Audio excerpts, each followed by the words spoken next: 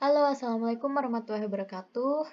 Saya Irma Latul Komaria, perwakilan dari kelompok 1 akan mempresentasikan hasil dari kerja kelompok 1 yaitu tentang gangguan psikofisiologis.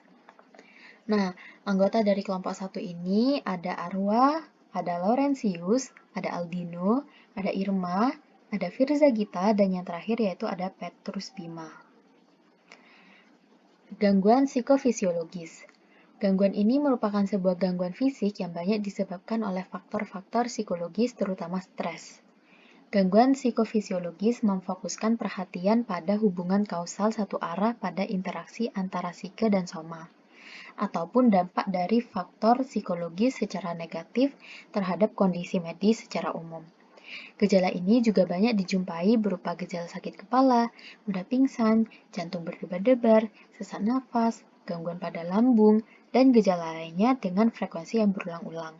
Hal ini biasanya disebabkan oleh sebuah beban di dalam pikiran individu. Nah, kemudian ada stres dan kesehatan. Dalam hal ini, stres dan kesehatan tidak hanya dapat mengurangi kapasitas untuk menyesuaikan diri. Sumber psikologis stres juga dapat mempengaruhi kesehatan. Stres dapat dihubungkan dengan meningkatnya risiko berbagai penyakit fisik, mulai dari gangguan pencernaan sampai dengan penyakit jantung. Berbagai penelitian berskala nasional yang dilakukan oleh American Psychological Association, hampir setengah dari warga Amerika yang disurvei melaporkan bahwa stres mereka meningkat 5 tahun terakhir. 1 dari 3 orang tersebut mengatakan bahwa mereka menghadapi tingkat stres yang ekstrim. Bidang psikoneuroimunologi mempelajari hubungan antara faktor psikologis, khususnya stres, dan kerja dari sistem imun. Kemudian ada teori hubungan stres penyakit. Yang pertama yaitu ada stres dan sistem endokrin. Sistem endokrin ini ialah sebuah kelenjar tubuh yang mensekresikan hormon yang langsung ke aliran darah, dan stres mempunyai efek domino dalam sistem endokrin tersebut. Terdapat pula beberapa kelenjar endokrin yang terlibat dalam respon tubuh terhadap stres, yaitu hipotalamus, melepaskan hormon yang menstimulasi kelenjar pituitari untuk mensekresikan hormon adrenokortikotropik, yang kemudian menstimulasi kelenjar adrenal. Kemudian ada stres dan sistem kekebalan tubuh. Kesehatan mungkin tidak akan terpengaruhi oleh stres yang terkadang muncul, tetapi sistem kekebalan tubuh akan melemah akibat stres yang berlanjut atau bertahan lama. Sistem kekebalan tubuh yang lemah akan meningkatkan kerentanan terhadap berbagai penyakit dan dapat meningkatkan risiko untuk mengembangkan penyakit kronis.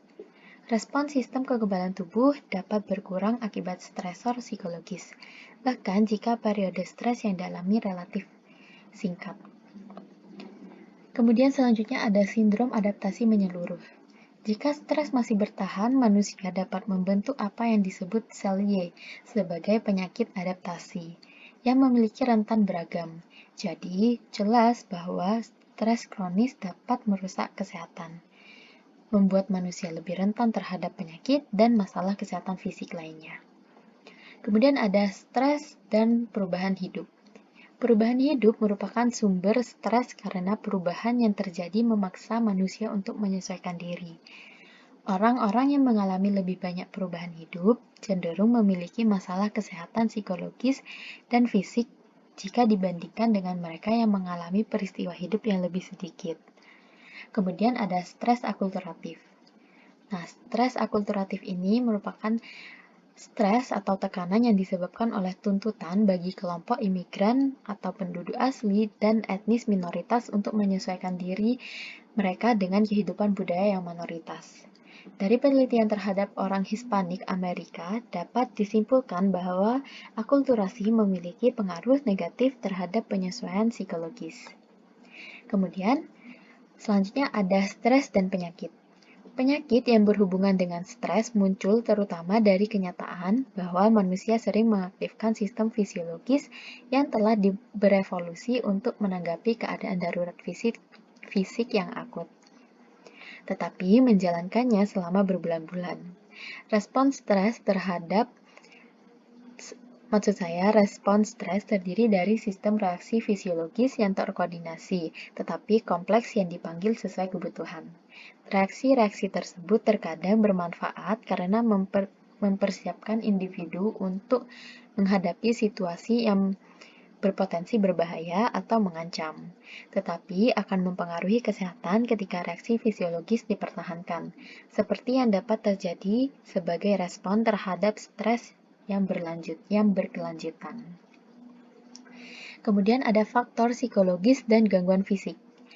Nah, hubungan antara pikiran dan tubuh terhadap kesehatan tengah diteliti.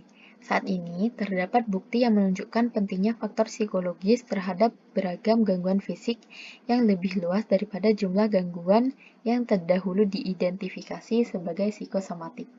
Nah, adapun gangguan fisik yang diakibatkan oleh gangguan psikologis adalah yang pertama itu sakit kepala, penyakit kardiovaskular, ada asma, kemudian ada kanker, dan yang terakhir yaitu ada AIDS. Nah, kemudian ada faktor psikologis yang meringankan stres. Berikut ada beberapa cara yang bisa diterapkan oleh seseorang agar dapat mengendalikan stres dan membantu seseorang untuk menentukan kemampuannya serta mengatasinya. Di antaranya ada euthional focused coping, kemudian ada harapan akan self-efficacy, kemudian ada optimisme, dukungan sosial, dan identitas etnis. Oke, sekian presentasi dari kelompok 1. Terima kasih, dan wassalamualaikum warahmatullahi wabarakatuh.